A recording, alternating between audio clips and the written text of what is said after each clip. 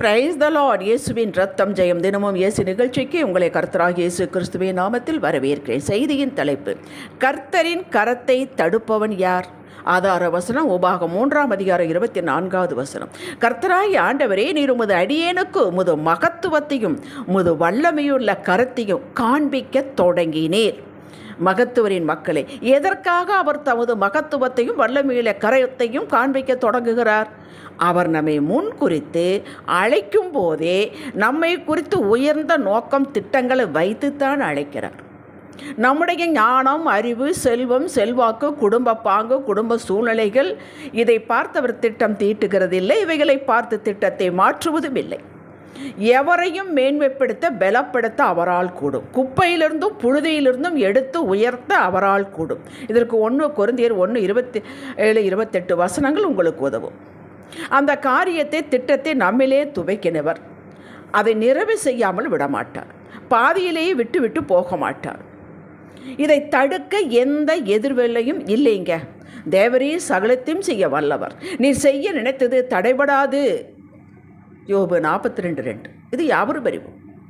ஆனால் இந்த திட்டத்தை நிறைவேறாமல் போகவும், செய்ய முடிக்க விடாமல் தடுக்கவும், நம்ம எதிர்காலத்தை நாமே வேறு திசையில் திருப்பவும், வழி விலகி போய் நிறுத்தவும் நம்மால் முடியும். ஆம், நம்முடைய அவிசுவாசம், பெருமை, ஆவியானவருக்கு கீழ்ப்படியாமல் போவது, முரட்டாட்டம் பண்ணுவது, தனக்கு அடாத காரியத்தில் தலையிடுவது, ஆவியானவரை துக்கப்படுத்துவது, இவைகளில் பரலோக திட்டத்தை பாதியிலேயே விட்டுவிட வைக்க வாய்ப்புகள் உண்டு. அப்போஸ்தலனாகி அற்புதமாய் ஊழியம் செய்து நித்திய ஜீவனை அடைந்து 12 கோத்திரங்களை நியாயம் விசாரிக்கும் சிலாக்கியத்தை பெற்ற சித்தம் பெற்றவனாய் இருந்தும் யூதாஸ் காரியோத்து பொருளாசையினாலே வாழ்வை இழந்தானே, எதிர்மறையான சாட்சியானானே. ஆண்டவர் தானே அவரை தெரிந்தெடுத்தார். இஸ்ரவேல் மக்களுக்கு முத சவுலை ராஜாவாக்கினார் கர்த்தர். அவன் மனிதர்களின் மகிமையை நாடியும் தம்முடைய ராஜ்யத்தை தக்க வைத்துக் கொள்ளவும் கர்த்தருக்கு கீழ்ப்படியாதாலும் பொறாமை நிறைந்தவனாய் கர்த்தர் அபிஷேகம் பண்ணின தாவீதை காரணமில்லாமல் துன்பப்படுத்தினதனாலும் கர்த்தர் துவைக்கினதை பாழாக்கி கொண்டான். சவுலின் முழு குடும்பமும் அழிவுக்கு அவனே காரணமாயிருந்தான்.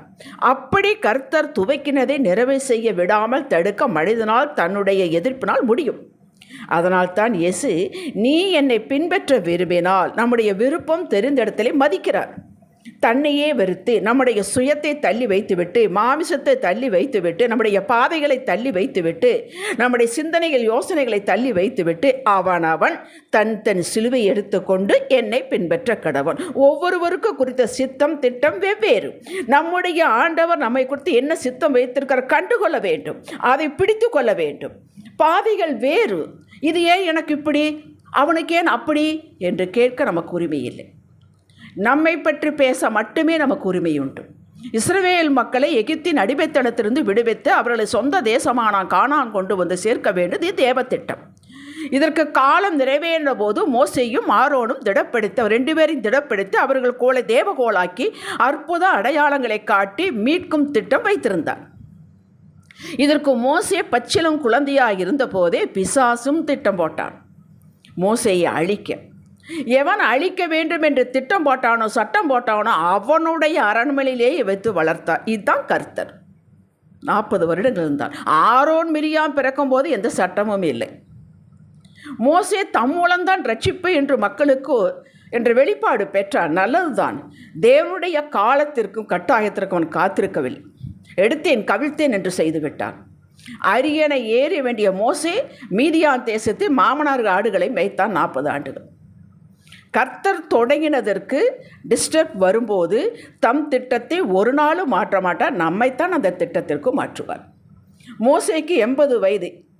இவனே ஒரு திட்டம் போடுகிறான் தன்னை குறித்து. சங்கீதம் 90:10. எங்கள் ஆயுசு நாட்கள் 70 வருடம், பலத்தின் மீதால் 80 வருடம் என்று இனி தான் எப்போ வேண்டுமானாலும் போக ஆயத்தம் என்பது போல பாடி வைத்தான். புள்ளி வைத்தான், முற்றுப்புள்ளி வைத்தான். கர்த்தரோ அதை கமாவாக்கி துவக்கத்தை கொடுத்தார். மீட்பின் மிஷன்.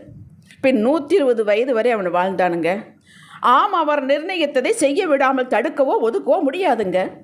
உங்கள் வாழ்வில் அற்புத திட்டங்களை ஆரம்பித்துள்ளார், துவக்கியுள்ளார். நீங்கள் உலகத்தார் போல ஏதோ பிள்ளைகள் படிக்க வைத்தோம், நல்ல காரியங்களை செய்தோம், போனோம் என்று இருக்கட்டும், போதும் என்று இருக்கிறீர்கள்.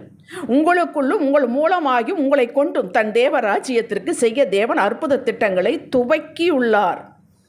இதுவரை உங்கள் வீட்டில் சூழ்நிலையில் நடந்தது, பெருகி வருவது எல்லாமே துவக்கமே. விரலை மட்டும்தான் நீட்டிருக்கார். பார்வோன் சொன்னது போல இது தேவனுடைய விரல். யாத்திராகம் 8:19. நீங்களும் எண்ணத்திற்கோ விருப்பப்பட்டு ஆசைப்பட்டு கேட்டு கேட்டு நீண்ட காலமாகவே இப்போது உங்களது சித்தம் என் வாழ்வில் நடக்கட்டும் தகப்படே என்று அமைதியாகிவிட்டீர்கள். இதுதான் தகுந்த காலம் அவருக்கு. எபேசியர் 3:20 இதற்கு மேலாக செய்து முடிக்கப் போகிறார். கூடவே காரணமில்லாத பகை, புரியாத விளங்காத நோய், தொய்வு இவைகள் சாத்தான் துவைக்கினது. சாத்தான் உங்கள் வாழ்வில் என்னெல்லாம் துவைக்கினானோ அதையெல்லாம் முற்றுப்புள்ளி வைக்கப் போகிறார். உங்களை திசை திருப்ப அவனையும் அவனது கிரியையும் பெரிதுபடுத்தாமல் கர்த்தரையே மகிமைப்படுத்தி மன்னிக்க வேண்டியவர்களை மன்னித்து தெய்வ பயத்தோடு அவரையே உங்கள் கண்கள் நோக்கி கொண்டிருக்கட்டும். இந்த செய்தியை கேட்பவர்கள் நம்புங்கள். யோபு இரட்டத்தனையாக ஆசீர்வதித்தார். நீங்கள் கேட்டது, விரும்பினது, மன்றாடியதை கொடுப்பார், அதற்கு மேலும் கொடுத்து உங்கள் குடும்பத்தை சாட்சியாக வைத்து மீகா 2:7 சொன்னது போல கர்த்தரின் ஆவி குறுகியிருக்கிறதோ, அவருடைய கிரிகள் இவ்வளவுதானா, செம்மையாய் நடக்கிறதுக்கு என் வார்த்தைகள் நன்மை செய்யாதோ என்று இன்னும் பார் என்று காட்டுவார். இவ்வளவுதான் அவருடைய செயல்கள். ஏராளம் இருக்கிறது உங்கள் வாழ்வில். இதிலும் பெரிதானவைகளை காண்பாய் என்று சொல்லி சொல்லி உங்கள் வாழ்வில் செய்ய போகிறார். நம்புகிறவர்கள் நடக்கும். சாட்சி சொல்லுவீர்கள், நான் இப்படியெல்லாம் எதிர்பார்க்கவே இல்லை, நினைச்சு கூட இல்லை என்று வாயெடுத்து போகும் அளவு அவருடைய மகத்துவமான வல்லமையான கிரிகள் இருக்கப் போகிறது. இது அவருக்கு புதிதல்ல, உங்களுக்கு புதிது. இது அவருக்கு அற்பமான காரியம், உங்களுக்கு விவரித்து பேச முடியாத ஆச்சரியமான கிரியைகள். நான் கிரகிக்கக்கூடாத பெரிய காரியங்களை அவர் செய்கிறார் என்று சொல்லுவீர்கள். யோபு 37:5. இஸ்ரவேல் மக்கள் வனாந்திரத்திலே பட்டினியாலோ உஷ்ணத்தினாலோ மிருகத்தினாலோ அவர்கள் இறக்கவில்லை, அவருடைய அவ்விசுவாசத்தினாலும் முரட்டாட்டத்தினாலும் இறந்தார்கள். பிசாசின் பொய்யும் எதிர்ப்பும் இதற்கு அடையாளம். அவர் துவைக்கினார், அவர் செய்து கொண்டு வருகிறார் என்னும்போது அதை மோப்பம் பிடித்து பிசாசு உங்களிடம் பொய் சொல்லுவான், எதிர்ப்பை காட்டுவான். இது அடையாளமாக வைத்துக் கொள்ளுங்கள், தெரிந்து கொள்ளுங்கள். மிகப்பெரிய அளவில் என் குடும்பம் எல்லாவற்றில் ஆசீர்வதிக்கப்பட போகிறது என்று. செம்மையாய் அவரை தேடுவதில், வாயின் வார்த்தைகளை அறிக்கை செய்வதில், காத்திருப்பதில், விசுவாச கிரியைகளை காட்டுவது, உங்களது உத்தமத்தை தினமும் காட்டுங்கள். ஜாக்கிரதையாக இருக்க வேண்டும். விளக்கரையும் செலுத்தத்தான் ஆக வேண்டும். உங்களை சுற்றி இருப்பவர்களுக்கு அதிசயங்களை கண்டோம் என்று உங்கள் வாழ்வை பார்த்து சொல்லும் காலம் சமீபித்து விட்டது. மார்க் 4:37-41, பின் மார்க் 5:1-15 வரை நேரம் எடுத்து வாசியுங்கள். கடலுக்கு அக்கறையில் கதரையுடைய நாட்டில் சுடுகாட்டையே இருப்பிடமாக கொண்டு லேகியோன் பிசாசு பிடித்த ஒருவன் விடுதலையாக்க போகிறார். அது இவ சீஷர்களுக்கு தெரியாது. கர்த்தர் அந்த போட்டில் போகிறார். இது பிசாசு கண்டு கொண்டான். அவன் இவாஞ்சலிஸ்டானாக போகிறான். இதை மோப்பம் பிடித்த பிசாசு சுழல் காற்றை அனுப்பி நாங்கள் மடித்து போகிறோம் என்று சொல்லும் அளவிற்கு எதிர்ப்பை காட்டினான். அவர் அதை செய்யாமல் தடுக்க முடியவில்லையே. இயேசுவை கொண்டு மனுக்குலத்திற்கு மீட்பை அளிக்கும் திட்டத்தை தேவன் துவக்கினார்.